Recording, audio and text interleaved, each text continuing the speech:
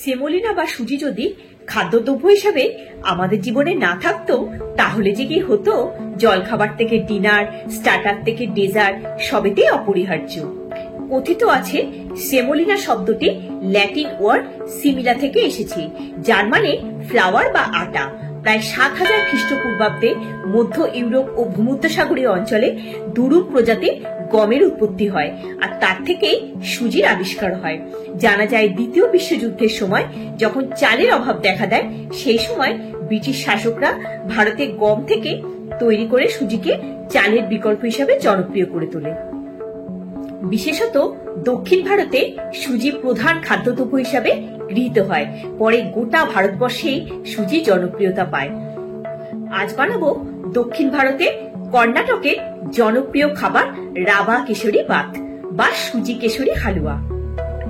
নমস্কার বন্ধুরা, আমি সূচনা। আমার চ্যানেল সূচনা দিনলিপি ও রান্নাঘরে আপনাদের সকলকে স্বাগত জানাই, যেখানে দেশ বিদেশের নানা রকম রান্না ও বেড়ানো সংক্রান্ত তথ্য আপনারা জানতে পারবেন। রাবা কেশরী বাত বা সুজি কেশরী হালুয়া বানানোর জন্য সুজি তো থাকছেই, সাথে কাজু, কিশমিশ, অ্যালমন্ড কুচি আর কেশর বা জাফরান নিয়েছি। একটা বোলে মেজারিং কাপের 1 কাপ সুজি নিয়েছি। গ্যাসের ফ্লেমটা অন করে একটা ফ্রাইং প্যানে দিয়ে দিলাম মেজারিং কাপের 1/2 কাপ দেশি ঘি। ঘিটা গলে গেলে কাজু, বাদাম আর কিশমিশ দিয়ে হালকা করে ভেজে নিচ্ছি। ভাজা হয়ে গেছে, তুলে নিলাম। এবার ওই ঘিতেই সুজিটা দিয়ে দিলাম। গ্যাসের ফ্লেম একদম লোতে করে সুজিটা ভেজে নিচ্ছি। সুজিটা হালকা রং ধরবে আর সুগন্ধ বেরোবে, কিন্তু রংটা যাতে জ্বলে না যায় সেটা দেখতে হবে। এবার অন্য একটা কড়াই মেজারিং কাপের 1 কাপ চিনি আর ওই কাপেরই 2.5 কাপ জল দিয়ে দিলাম।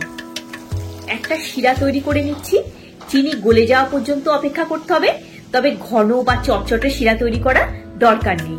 3টে ছোট এলাচ দিয়ে জাফরানটা দিয়ে দিলাম। এই রান্নাটাতে কেশর তো ব্যবহার করা হয়, কিন্তু আরো গাঢ় কালার আনার জন্য অরেঞ্জ ফুড কালারও দেওয়া হয়। আপনারা চাইলে দিতে পারেন। আমি এক্ষেত্রে কেশরের ন্যাচারাল কালারটাই রেখে দিলাম। এবার সুজিটা নাড়তে নাড়তে চিনির রসের সাথে মিশিয়ে দিতে হবে। দিয়ে দিচ্ছি ভেজে রাখা কাজু আর কিশমিশ। একবার মিক্স করে নিলাম। সুজিটাও নরম হয়ে গেছে। রাবা কেশরী বাত বা সুজি কেশরী হালুয়া রেডি। এবার সার্ভ করে দিচ্ছি। একটু অ্যালমন্ড কুচি দিয়ে একটা সার্ভিং বোলে সুজিটা নিয়ে নিলাম। এবার বোলটা উল্টো করে একটা প্লেটে শিফট করে দিলাম। আমি যেহেতু ফুড কালার ইউজ করিনি, তাই ন্যাচারাল কেশরের কালারটাই এসেছে। এবার ওপর থেকে ড্রাই ফ্রুটস দিয়ে গার্নিশ করে দিলাম। সামনেই আসছে জন্মাষ্টমী। খুব সহজেই কম উপকরণ দিয়ে গোপালের ভোগের জন্য বানাতে পারে সুজি কেশরী হালুয়া। অনবদ্য লাগবে। যদি ছোট ছোট বাটি বা ডিসপোজেবল মোল্ড থাকে, সেক্ষেত্রে প্রথমে একটু অ্যালমন্ড কুচি দিয়ে তারপর এইভাবে হালুয়াটা দিয়ে প্লেটে উল্টে সার্ভ করতে পারেন, ছোট ছোট পোর্শনে প্রসাদ হিসাবে দেওয়ার জন্য। আমার চ্যানেলে ড্রাই ফ্রুটস নাড়ু রেসিপিও দেওয়া আছে, লিঙ্কটা ডেসক্রিপশন বক্সে দেওয়া রইল, চাইলে দেখে নিতে পারেন।